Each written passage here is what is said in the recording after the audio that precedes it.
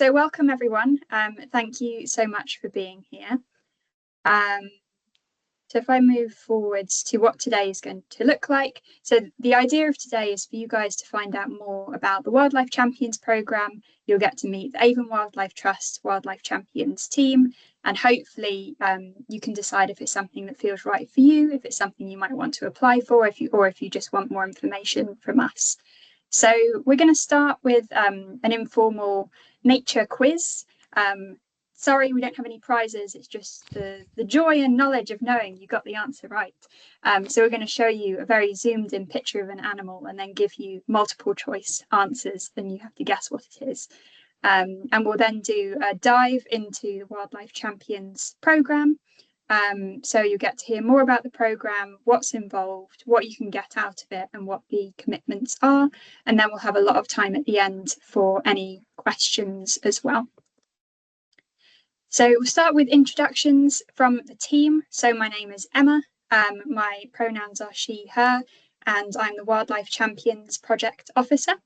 So I feel really lucky that I've gotten to be on this programme since it started in 2023.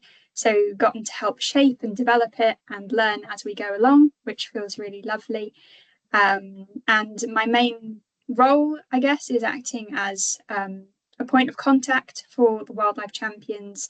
And also I work very closely with Charlie to develop the training and the workshops. And we also do one-to-one mentoring visits with the champions as well, and sort of just help build this amazing network of people who love nature and want to do something in their community. Charlie, I'll hand over to you.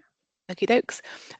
Yes, so I'm Charlie, and I joined the programme last June, so the 25-26 cohort, as the Communications and Engagement Officer. So I'm 3 days a week, and I'll always have a camera in my hand. I'm there to sort of capture all of your journeys with the projects and share bits on social media or build films along the way, and yes, get things in Bristol Post. So part of the programme is, I guess, the importance of inspiring others where we can, for those that feel comfortable, of course. So we do a bit of that. I also work very closely alongside Emma doing the mentoring, and will always be at events sharing all of those sorts of resources and things as well. I might be worth knowing that I run a couple of wildlife community projects myself, so kind of try to bring that experience to the programme too. To Irene. Hello, hola. Hola, everyone. My name is Irene. I'm the project manager of the Wildlife Champions, but my role in Avon Wildlife Trust is the People and Wildlife Manager. I've joined the pilot project, can't remember now, around 6 months after it started, roughly, or just before the first year ended, and have been working with Emma since then. So I'm, like I said, a project manager, so I'm more in the background, so you don't see me as often as you'll see Emma and Charlie. So I'll be here supporting my team. So I work with them directly, and I'm responsible for the reports, the budget, and so on. So more the boring things. But yeah, that's me. But hopefully you'll see me on the workshops, the monthly workshops, and on calls like this in the future. Awesome, thank you. I can't see or hear anyone or see the chat, so Charlie and Irene, if you could keep an eye on that, that would be really great, and let anyone in if needed. Thank you. So we're going to start with a little quiz. So if you have a piece of paper or a post-it note, feel free to use it. I think there's 7 questions. It's very informal. And as a hint, these are all species that you can find in Bristol, specifically at our Grow Wilder site in Frenchay, which is in BS16. So this is an example. This is the first question. So very zoomed in picture, and then you have 4 multiple choice responses. So if you just write which one you think this animal is. And Charlie, just give me a shout when you think it's good for me to move on, because I can't gauge, because I can't see anyone. Yes, and I sort of can't either. We'll, give it a reasonable amount of thinking time. Yeah. That's quite, I don't know if that's a tricky one or not. Maybe we can move on then. Yeah. This is the next one.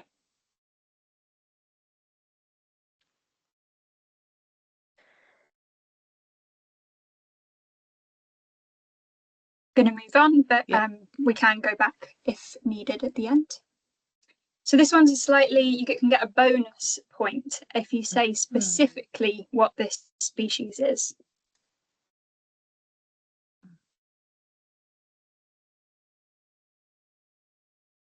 And I realise it's quite a mean one because it's basically just a brown blurry blob.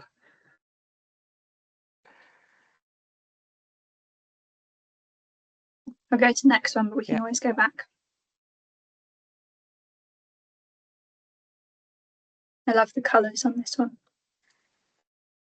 Beautiful.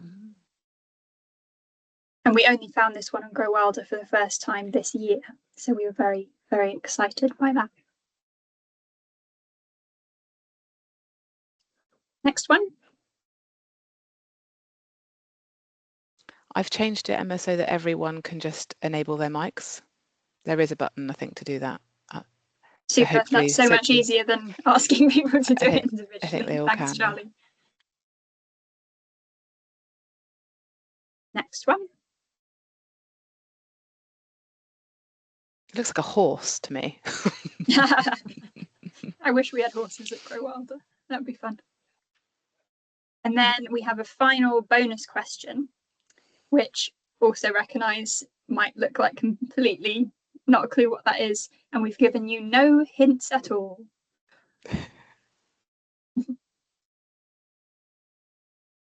Just proving we have lots of nerdy fun on the programme, don't we? We do, yes. We enjoyed creating this. Does anyone want me to go back before I go on to the answers? I'll wait for a response before moving on to the answers.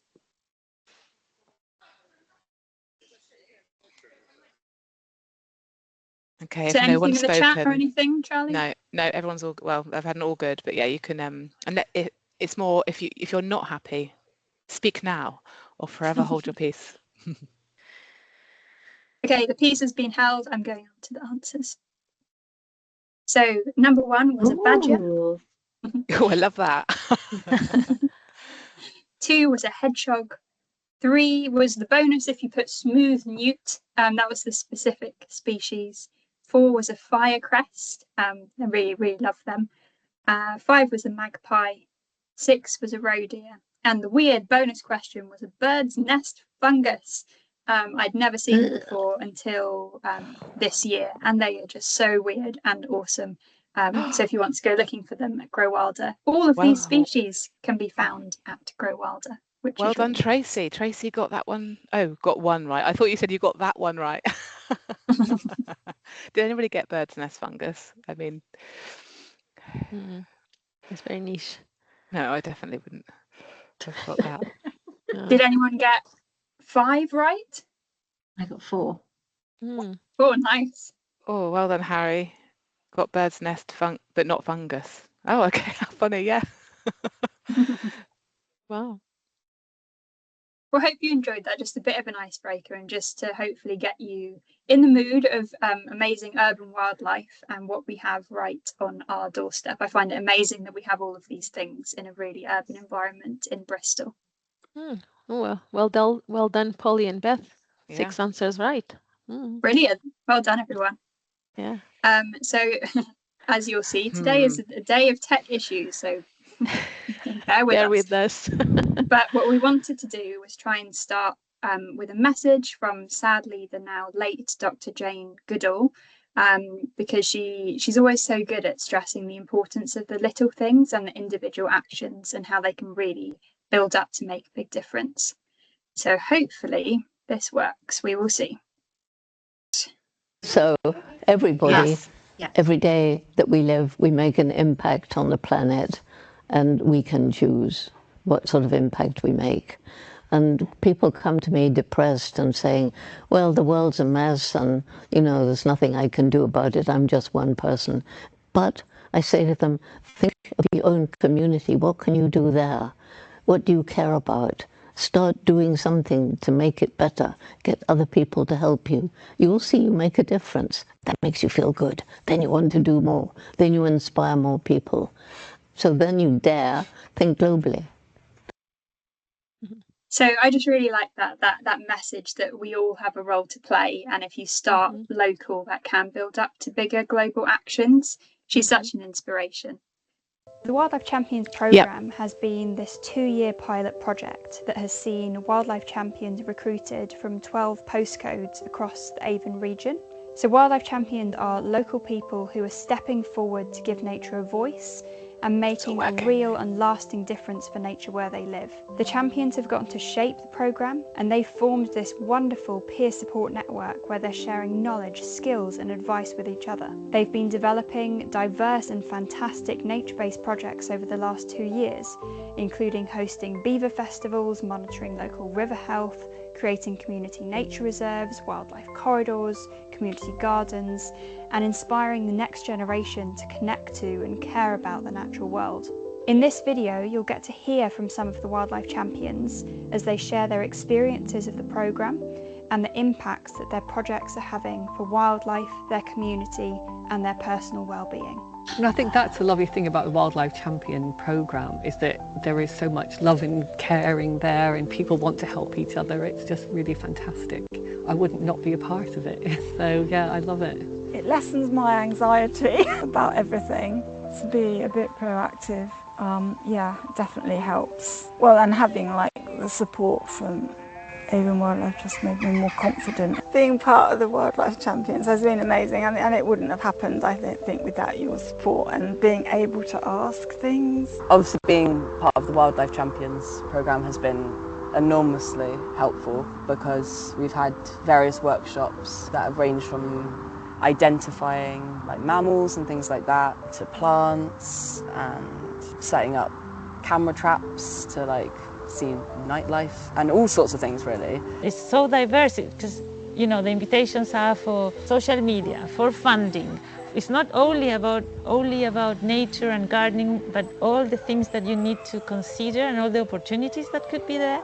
So actually having hooked up and met up regularly with other people from other areas, that again is another connection which makes you feel, you know, there is a tribe of people out there who feel the same as me, because in normal everyday life you don't meet them. To know that there are those people out there who do care, who are interested, who are prepared to make an effort, that's very helpful, very reassuring. And what I really like is working and hearing and going to other community groups, you know, that and the Wildlife Champions. So I was really inspired by that idea that, you know, just start small, sometimes just the little things, and gradually build up, that can really make a difference.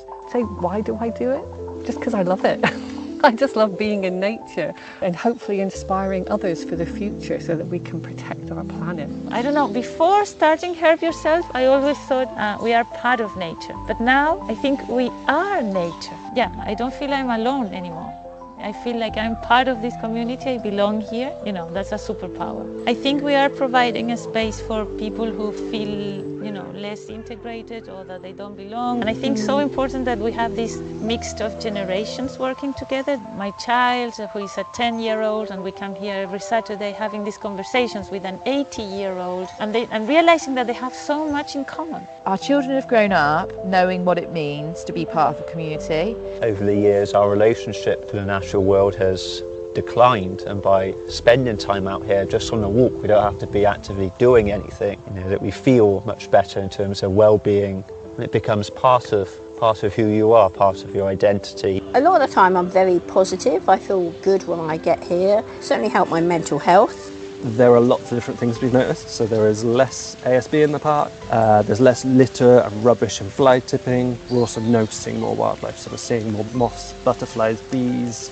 So we started off keeping a species list for the whole parish, and now we're on, I think, 1,300 and something species. It's like got me interested in all sorts of different things which I wasn't even previously aware of. I think we've seen it time and time again that what really matters to people is what's on their doorstep. Everybody should be able to leave their house and be able to just hear a robin sing, or to be able to see some flowers and spend a couple of minutes just watching a butterfly warm its wings in the sun, or whatever it is that brings a little bit of joy. If there's 1 in 4 people taking action for nature, we will be able to tip the balance in nature's favour. Hope, I think, is very, very important in life.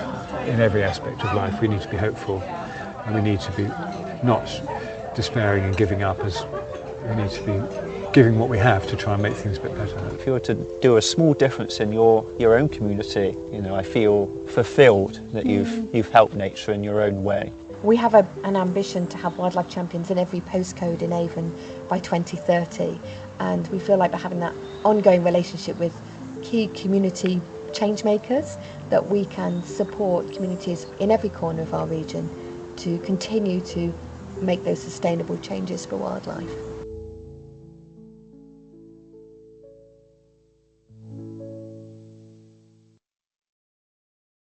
Emma, you're on mute. Thank you. I was getting really excited there telling the story and no one heard it. So I was saying hopefully that gives you a good feel and overview of what the Wildlife Champions programme is. So they are all champions from the original cohort, so the 2023-2025 programme. And I feel like that gives a good indication of some of the impacts that the Wildlife Champions projects and the programme was offering for nature and people in their community. We do now have different funders and the programme looks slightly different, but the essence of the programme is the same, and that's what we're going to be keeping. So I'm now going to jump back into the other screen. I think this is the last time we have to jump back and forth. Thank goodness. Yeah, we can just stay on this presentation now. Super duper. Okay, I will hand over to you, Irene. Do you want to explain where the Wildlife Champions programme fits in the wider strategy of Avon Wildlife Trust? Right. Our strategy at Avon Wildlife Trust is simple but ambitious. So we know that nature is in crisis, and so we want to help reverse the nature decline and bring back an abundance of wildlife to our region. And to help us focus, we've identified 3 priority areas to work on, as you can see on the screen. I'll start by the nature's recovery. So we need to make more space for nature to give our struggling nature or struggling wildlife the chance to recover. So for that, we would like 30% of our land and sea managed for the benefit of wildlife. So our mission is to create, connect, and restore a diverse range of abundantly wild places and from thriving nature recovery networks across the region. Second objective is empowering people. So we want to inspire and resource people to take action for wildlife, because the science shows that just one in 4 taking a positive and meaningful action for nature makes it's enough for the behavior change to happen, for the minds to change, and for the majority of the people to follow, and to put nature to help nature recovery.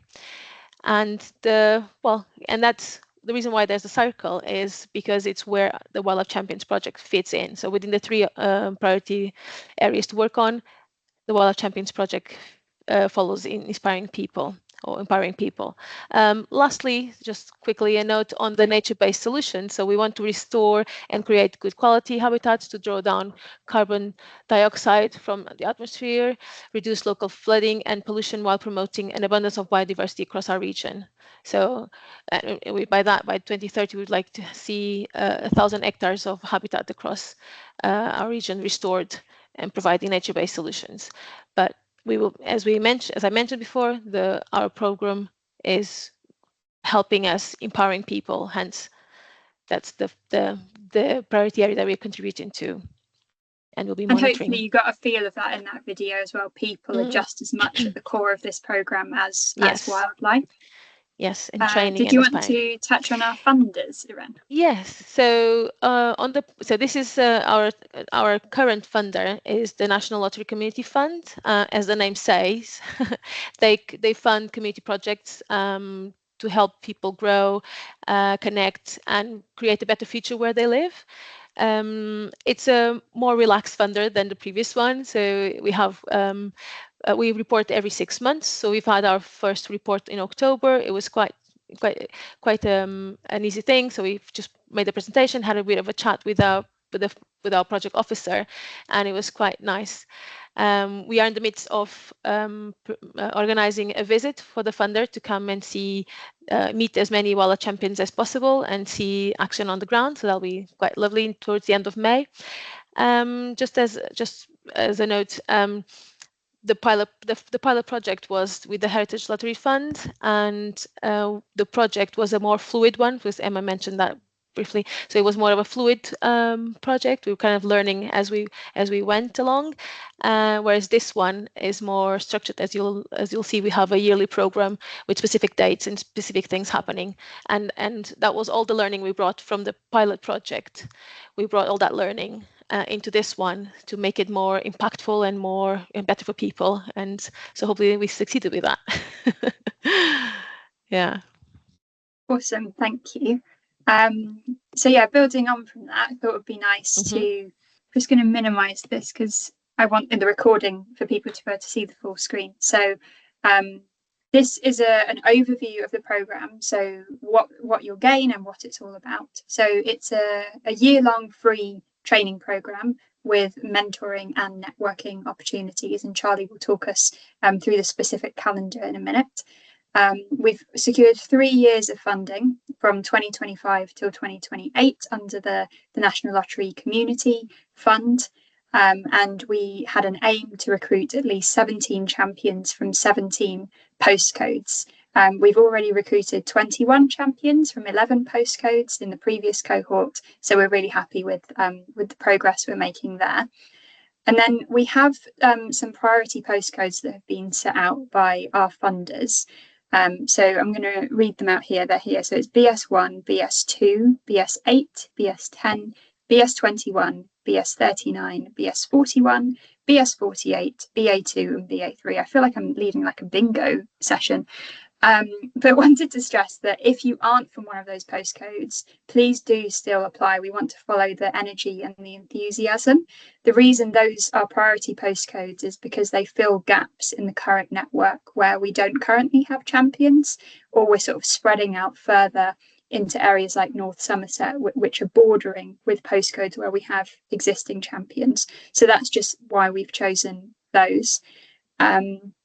We anticipate that we'll be able to recruit about 20 champions in the next cohort.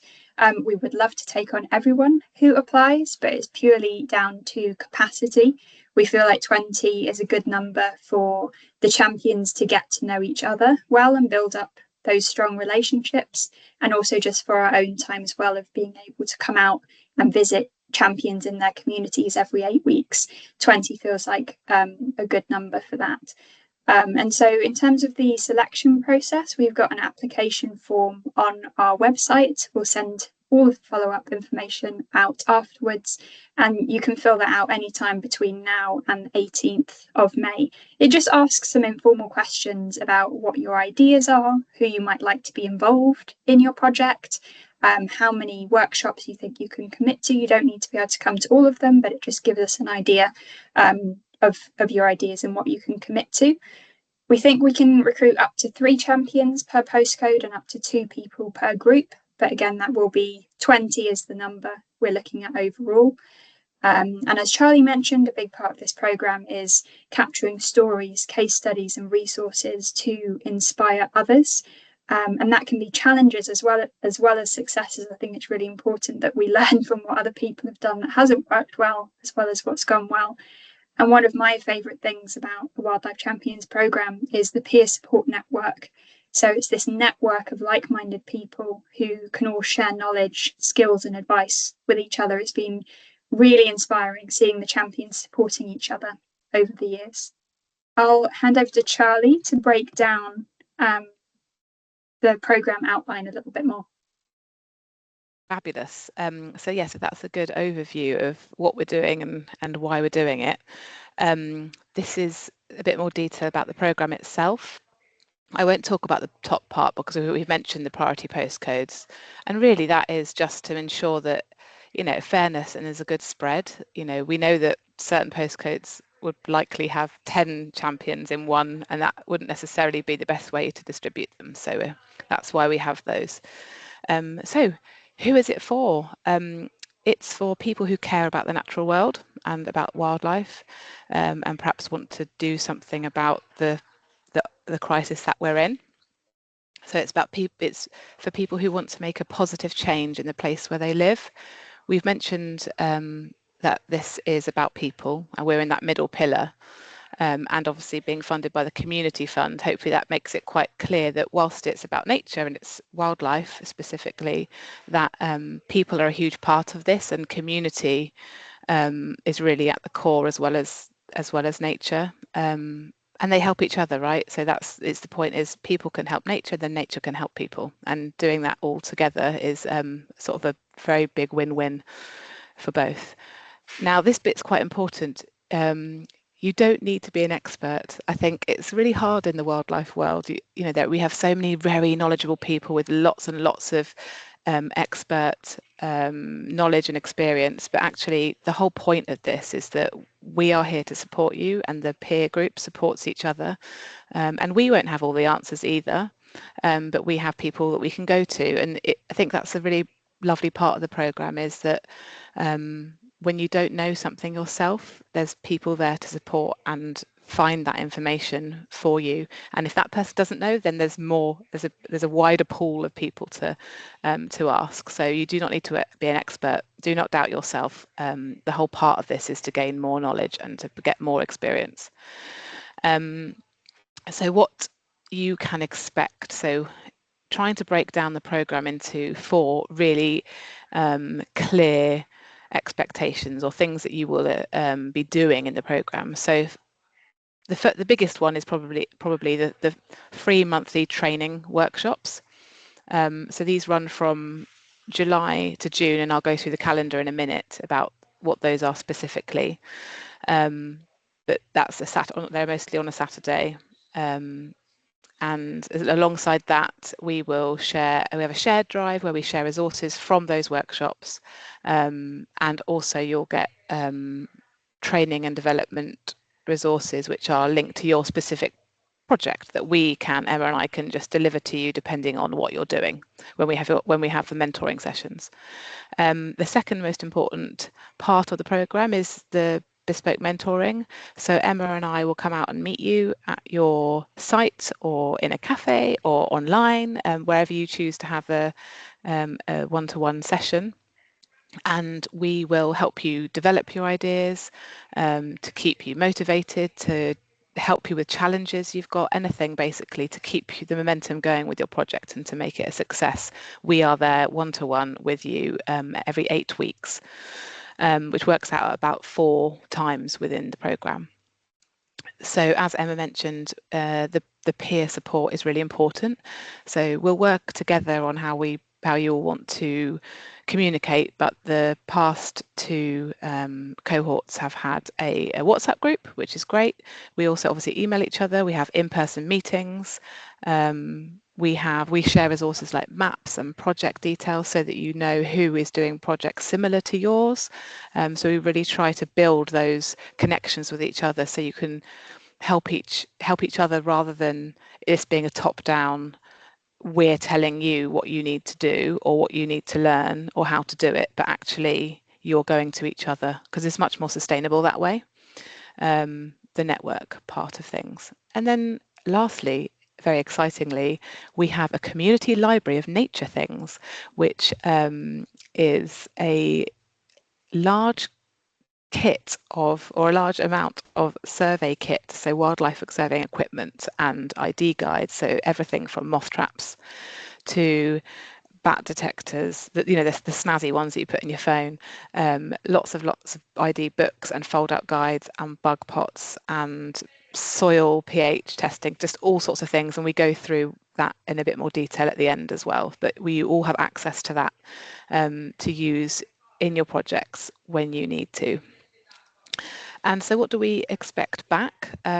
What's the commitment? I should think a lot of you are here because you perhaps want to know how much time you might need to spend on this. And, it's really varied. And we'll go through some project examples in a minute, which will hopefully explain that actually it doesn't have to be a huge, funded project. It could be something quite small and manageable.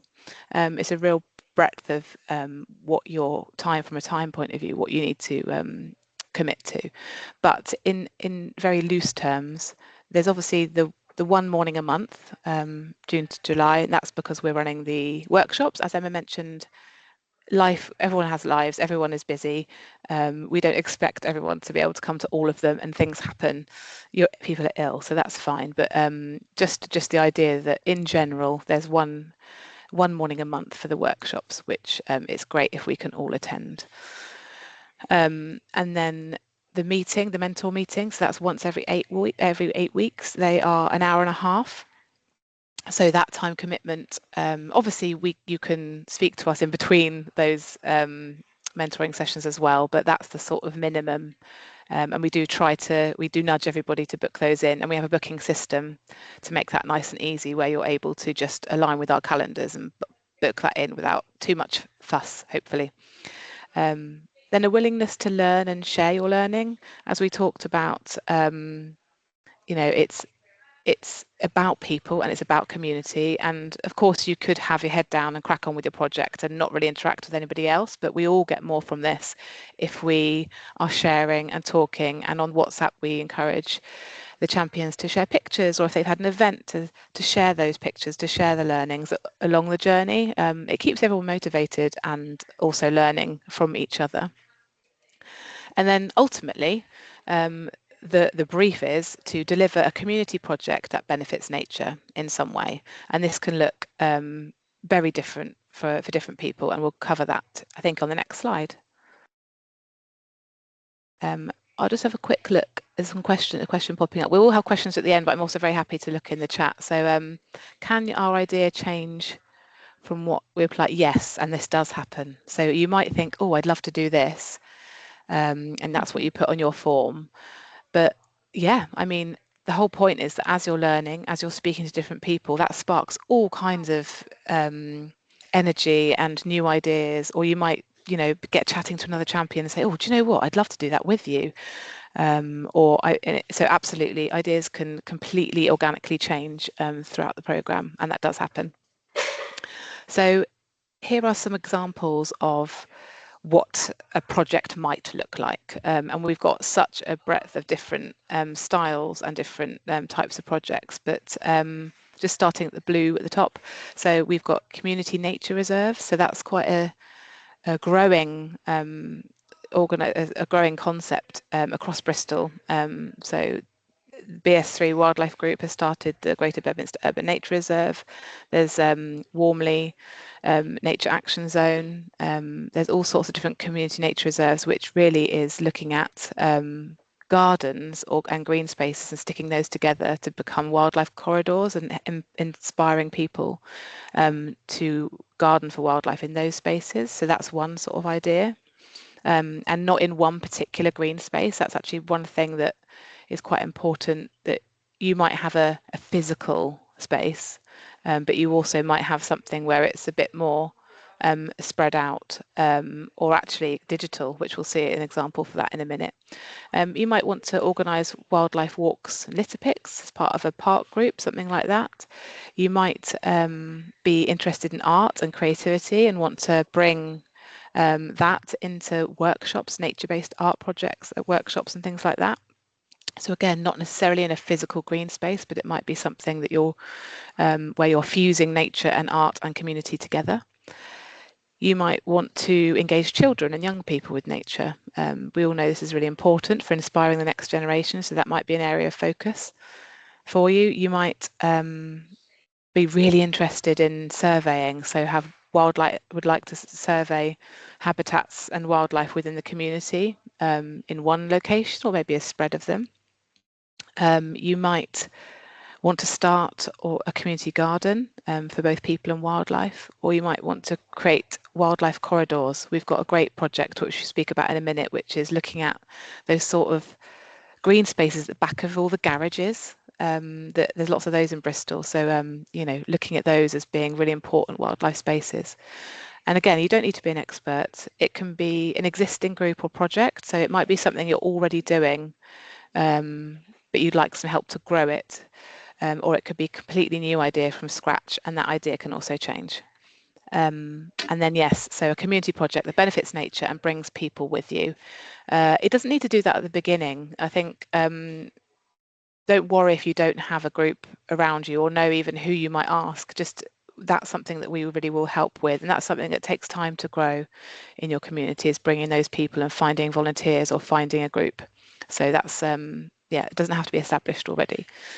And then looking at the actual calendar of events and workshops. So you'll notice firstly that TBC is that last column is the venue.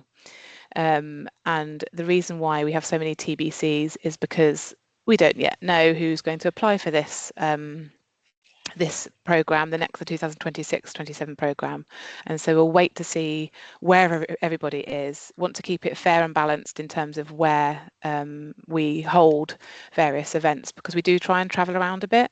We've been to Bridge Farm, we've been to champion sites from previous programs. We do get around, but we just want to make sure we have a good idea of where everyone is located before we decide where the events will be held. And we might also do some online if we realise there's quite a big distance between some of you, that it might feel more fair and achievable to do a couple of them online. So watch the space for the physical locations. But the dates that are here are the ones that have been finalised. So they're all Saturdays, apart from, you'll see in purple, so perhaps I'll talk about that. The pale blue ones are all of the, we call them compulsory workshops. They're the ones that we really want the champions to be at. The purpley pink one is community campfires. So we also run evening events which are open to the public beyond the champion program, but they platform and celebrate a particular demographic. Really lovely events, but of course you're invited to those, and it becomes part of the program. And then we have in orange the sort of more social side. So it's really important that we get to do things together. So they might be taster days for an ongoing program where we bring a bit like this, people who are interested in joining, but also it's a chance to share presentations. If you want to, we ask champions to present and have a practice at talking and presenting their projects, and we can all learn from those. So we do slides and things like that. And then we also have an annual celebration, just to like a bit of a festive celebration of the project so far in November. So that's a really lovely opportunity as well. And then right at the end in June, we're going to have a day trip. So we're going to go do a bit of a field trip all together, get on a coach. No, we might not do that, but pick somewhere where we all get to go and have a bit of a jolly. Monthly question. Okay, yes. So I hope I've answered that. The monthly workshops will be a mixture of all of those things. And once we have the applications in, we'll decide where they are and how that balance between online and in person. We'll try and do as many in person, but we'll also ask you. We know the importance of community input, so we'll see what works for people too. In terms of the actual content, so the workshops are all designed to help different parts of your projects, and obviously you're all doing different things, but so they're as broad as possible and interesting as possible, and we bring in local experts and community members to deliver those workshops. So we've got everything from wildflowers and pollinators focus to a community engagement workshop. Some are more interactive than others, some are more sort of indoors because we'd put those in the winter time, and then some are a bit more field trip and a bit more of an immersive excursion to an existing project, for example. We've got citizen science and ecology workshops too. We'll share all of this so you can look at this in detail after the presentation in the follow-up email. But yes, so you can see that it's all, as Erin mentioned, very structured. You know where you need to be and when you need to be there. So this is really, you don't have to read this because the writing's tiny, of course, but this is just a lovely way to show the spread of champions. So in the lime green, that's the cohort from 23, 24, 23, 25. I can't remember when that went. Yeah, 25. The pilot program. So they're the champions from there. And then the orangey ones are from this year, the current cohort. So it's a really lovely way to see the spread of projects that are within the program, and it also helps you to sort of see who might live near you and who might be working on a project near you, so you can maybe link up. So yeah, that's the purpose of this map, really, is just to start seeing the spread and the projects of both programs. And God knows how we're going to add all you in, all the new cohort. It's going to writing will be even tinier. I'd have to print it out A2. And I guess that's another point to mention as well, is either at the end of this you might feel like, yes, I want to apply to the programme, this is definitely something for me, or we can also put you in touch with the current and previous champions who might be near you as well. If there's already a really active group of champions doing a lot near you, hopefully that map shows you that there is a lot happening. Okay. So we're now going to delve into some of the previous and current Wildlife Champions projects to give you real examples of what people are doing for nature in their communities. So this little case study is about Bernie. So she's one of the Wildlife Champions in the 2023-2025 cohort, and she was motivated by wanting to create a community around her and her family. And so she had a vision, which she's now realised, to set up a culinary and medicinal herb garden led for and by the community. So it's an amazing site called Herbs Yourself. It's in fish ponds in BS16, and it's become such a haven both for wildlife and people. They've got these painted chairs and tables that say things like "take a seat," "community garden," "help yourself," and the group meet every Saturday morning, rain or shine, they're always there.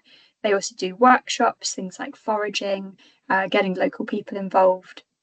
And I think what's been so lovely about Bernie is seeing her build friendships with local residents and just really bringing out the skills that the community has to offer. And she's really great at including people who might otherwise be excluded from these types of spaces and conversations. And they have so much wildlife. They have, I think, 7 slow worms were spotted last year. They've also got badgers, foxes, and it's just all these meandering paths. And it used to be a site that was unloved, neglected, used for fly tipping. So to see it for what it is now is amazing. And she's also an author. So Bernie has written and published a book about her project and her experiences of her year at the community garden. And now they use the money from that book to fund their group. So if you want to go, they're there every Saturday. It really is a wonderful space. Just noticed Tracy's question, what is a group? So we often get applications from people who are already part of an existing group. So that might be a friends of group who are looking after a park. It might be an allotment group. It might be a climate nature action group. So it's just referring to the organisation which is currently holding you, if that's where you're coming from. But you also might not be part of anything like that. So that's just what we mean by a group. Hopefully that makes sense. So yes, if that was Bernie and she's in a physical space and changing that space through a community gardening group, this is quite a different approach. So this is C in Shirehampton, and they started this amazing nature detectives workshop, which meet last Sunday of every month. So it's quite low time commitment really from that point of view. And they do different events sort of with children as a focus, family events, so looking at what's happening in that season. So it might be bug hunting, it might be looking at what wildflowers are around. So they're workshops basically, which run across 3 different spaces in Shirehampton. And they've set up an iNaturalist project for each of those spaces. So they rotate between the 3 to keep it interesting. And then they're collecting all the data within those workshops about the wildlife and the flora and fauna that's there, basically. So that's a really lovely workshop-based idea for a project.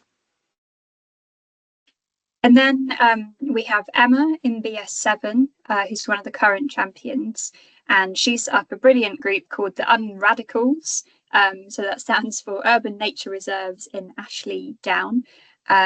So she's someone who didn't have a group when she started the Wildlife Champions programme, and she's really made an effort to get to know her neighbours, and they come together in these incredible back alleyways behind their houses. I would love to have this behind my house.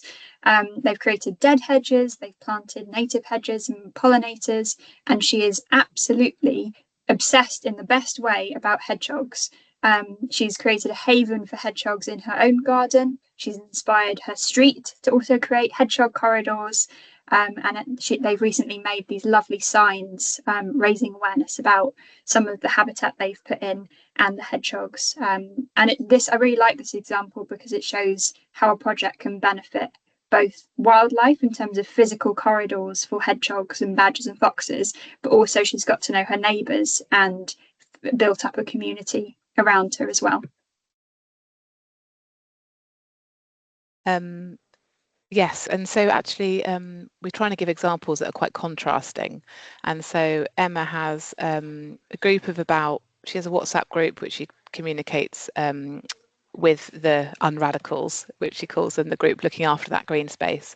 And I think there's 5 of them, so you don't have to think, oh gosh, I need to have this team of 25 people creating habitats every weekend. That doesn't have to be what it is. It might be that in 5 years' time, but we really encourage starting small, and small and strong. She's got this sort of group of 4 neighbours, and they're going out regularly as and when they want to in that back alley area.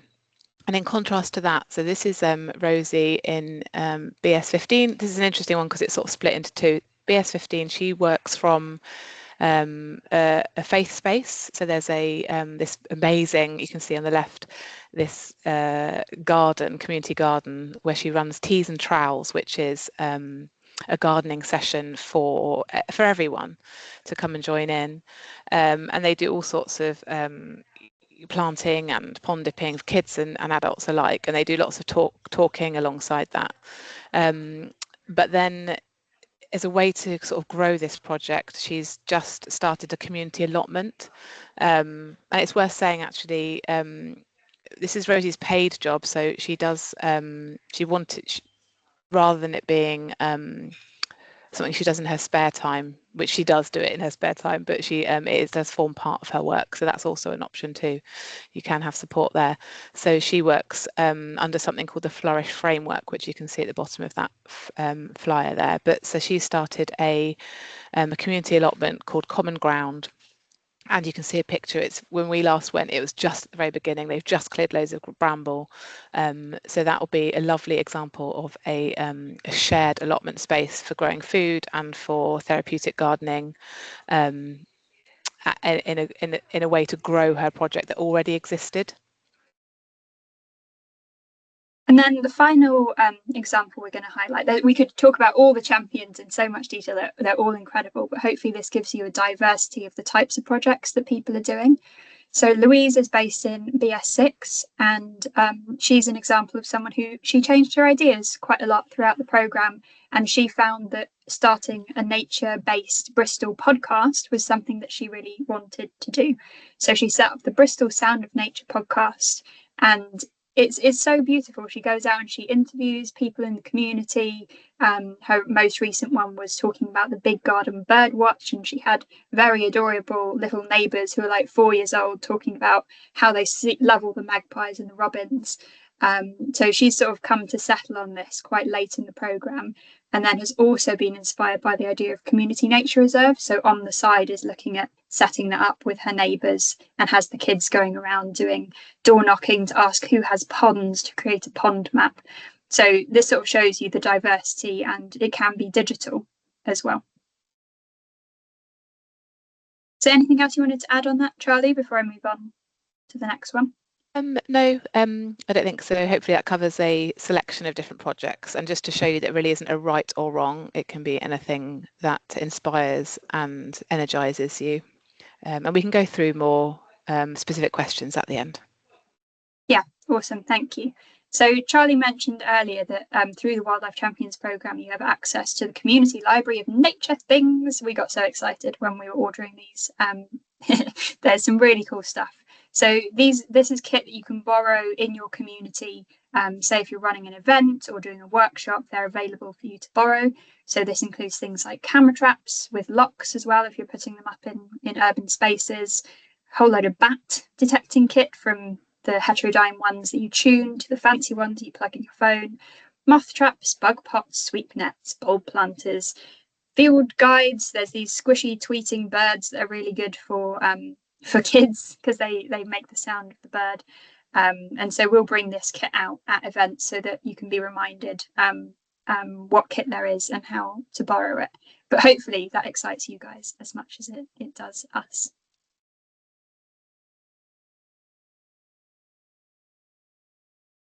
Do you want to go through this bit, Charlie, and I'll just click next? Yes, sorry. If I look distracted, by the way, I feel like I need to add this. I'm currently sat in the function room of an indoor bowls club because my daughter is in the under-12s final, and I'm trying to half watch how she's getting on. Oh, they're clapping. If you need to watch, I can do this bit if you want, Charlie. No, it's absolutely fine. I just felt like it was, one of the things we get to know the champions very well, so you'll hear bits about our personal lives as well. So there we are. So in summary, the programme is all about supporting your community project for nature through monthly workshops, and this is an example of the community organising an engagement workshop by Ria. That was at Red Catch Community Garden. We one-to-one mentoring, so we come out, as we mentioned, and support you and answer all your questions and help you get through your challenges. Peer support.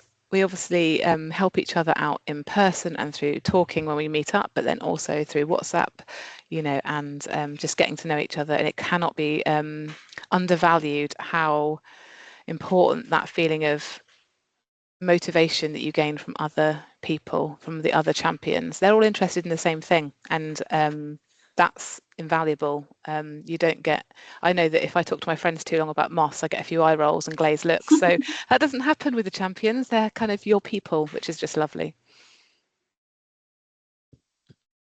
And as we just mentioned, the kit, a lot of this stuff's expensive, and it's lovely to feel like you could just try things out, and you can capture some wildlife footage with all the things that you have available with this library of things.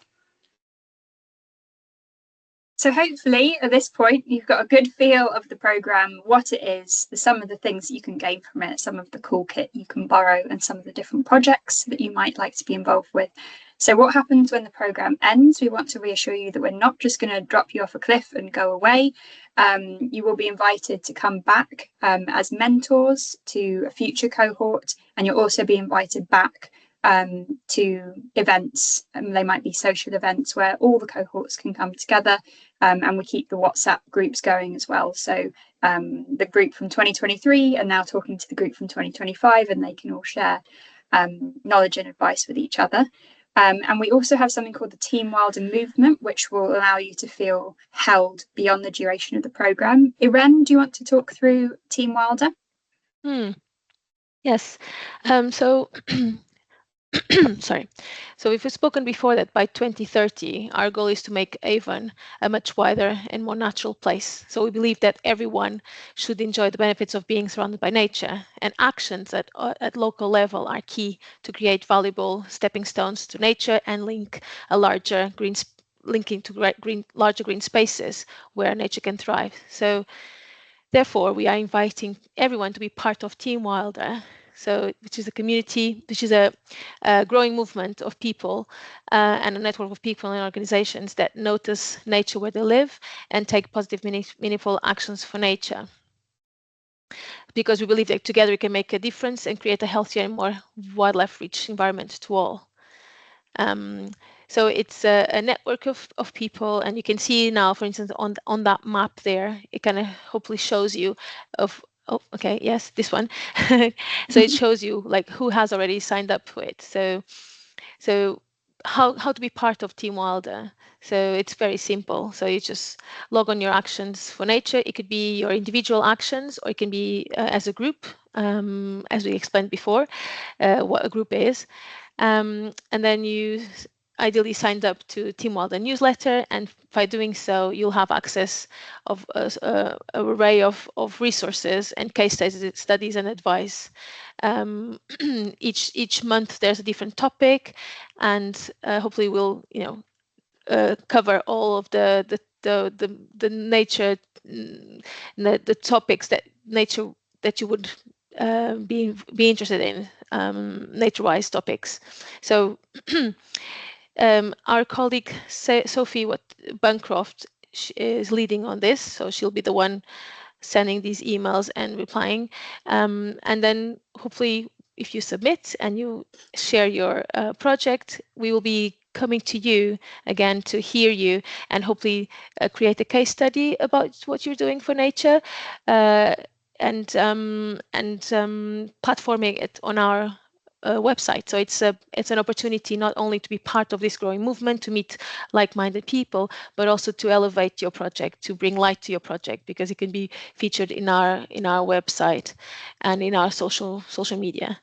So, but basically it's a movement of people. It's a growing movement of like-minded people, sorry, noticing nature and embracing nature and taking meaningful actions for nature. And for that, we called it a Team Wilder. Hopefully that was clear.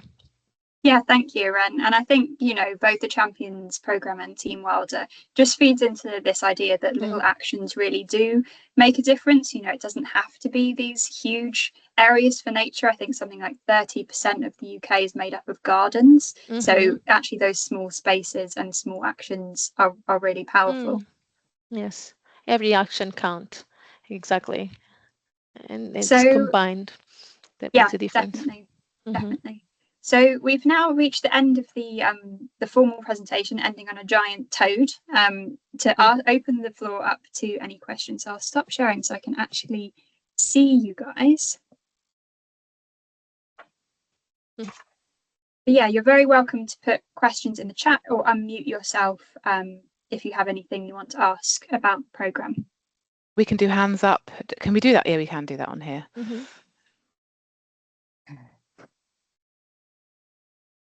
Is there anything in the chat? Yep, Harry has a question. Go, Harry. Hi, I think you've just answered it in a little bit, in the sense of if we apply with a particular idea we have in mind, but then, by the workshops, some different ideas come along or different suggestions and that changes, is that okay? Particularly because I'm thinking, oh, here's this idea I'd really like to do, but then it turns out, oh, there's a bunch of people who are doing that. What if instead there's this gap over here that no one's doing, and you're sort of like guided towards that? Would that be okay? Yes, we'll have to work out. Yeah, absolutely. I mean, I think if that's sort of exactly what does happen, actually. I guess the only thing we'd probably encourage you to do is it's also possible to continue to come up with exciting ideas, because that's also something that can happen with people who are particularly creative. They're like, oh, I could do that, and they get motivated, and then they get motivated by something else, then something else, and then something else. So we'd, I guess, also encourage to, once you've settled on an idea you do like, to then work that through to a point, so rather than continually jumping from idea to idea, so that you get something solid off the ground. And like you're saying, Charlie, I think sometimes starting small, we found people are able to see the visible actions more quickly than people who have these amazing ideas and they want to do everything and solve the world. But actually, if you start small, even without space, you can see a lot happening. And I guess on a similar tangent, I've seen a question in the chat: can you begin an idea / project before you have confirmed access to a space? Definitely yes. And I think a lot of the initial stages is that the planning, the getting in touch with people, thinking what you might do. And so then by the time you have the space, you're in a better position to roll that forwards. And some champions, we find they never have a space. It sort of stays as like just an ideas concept, or they shift between spaces. Or someone like Bernie identified that space and now they've really taken ownership of it. So yeah, definitely. Anything, Charlie or anyone to add to that? No, I don't think so. I think, and we can help with that, obviously, if there's sort of like, who do I contact at the council? Like, you know, all of those sorts of things, those practical things that we're able to support and help with. And actually the other champions do. You know, that's the great thing about having this spread, is sometimes somebody will say, oh, do you know what? I actually already know that person. And so, yes, in terms of physically getting that permission, it can expedite that whole process. Yeah. How many projects do you already have in BS15? We only have the one. That's just Rosie, who is working at the Haven at Speedwell, is where her project is based. I think we had interest last year from someone else in BS15, but we sort of lost touch with them. So yeah, at the moment it's just Rosie. I was just going to ask, hello, thank you for the talk.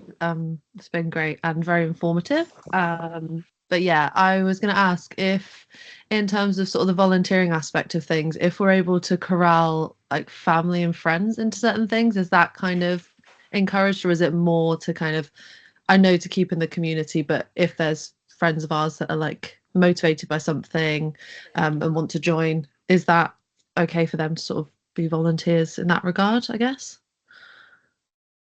Yeah, definitely. And we have quite a few champions who started out with a very small group and recruited their partner and friends to be their initial group to draw more people in and be like, look, we do have people at this event, even though they're all my family. And I think it can be nice as well. You feel supported if you have friends and family there. And then there is still that ripple effect of they then might tell other people of, hey, there's this really cool thing happening. So yeah, definitely. Thank you. Appreciate it. And again, it's more people. Again, as we mentioned, it's focused on people. So yes, they can be friends, family, but you're inspiring them, you're teaching them, you're engaging them, and you're connecting them with nature. So it's valid. And definitely. Also, just to add on to that, we have some champions who, for example, have kids in primary or secondary schools, and so they've based their projects around the kids' primary school. Yeah. So they've used a family member as like a way to get in to that project. They wouldn't have had access to it unless they were part of that school. So that's just another example. 5 Acre Farm. Oh yes. So that's a fabulous project, because that's kind of what we meant about if you're already part of something, a group or a space already, that's absolutely fine. So yes, you can do your project within somewhere where you're already working. I, for example, think it'd be quite nice to do a project if it, like an office or like a power block had a garden, like, you know, really making the most of some of those urban spaces. So yeah, absolutely. If you're work at 5 Acre, a project on the farm would be brilliant.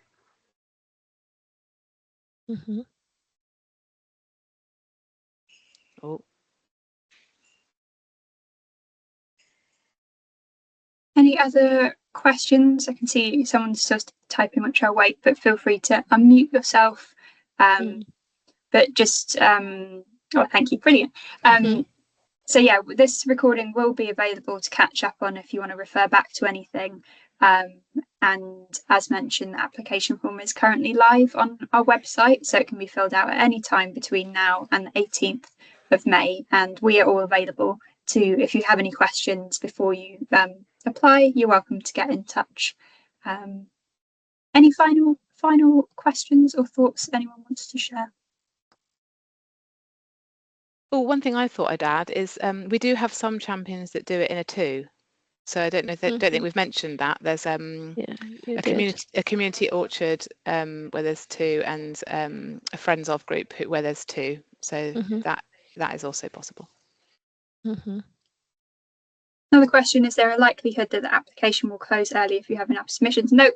We're definitely going to keep it until the 18th of May, and after that point, we'll read through everyone's and see where the interest is after that.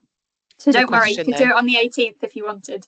It's a good question though, because sometimes you apply for a job and they say we've already closed it, and you think, oh, well that's don't have this. Yeah. So no, we won't do that. We'll keep it open to the very end and then review.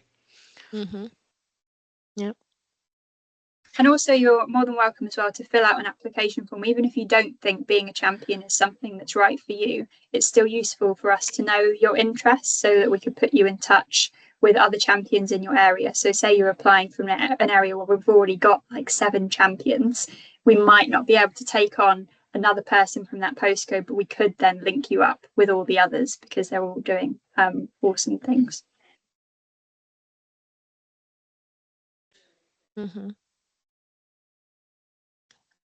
Jules said, hoping that I could like to work with someone else. Yeah, so yes, I guess that gives you a bit of time as well before the deadline. Maybe chat to a few people, see if anyone would like to put in an application with you so you could apply together, or you apply on your own and then Scrabble people together throughout the year.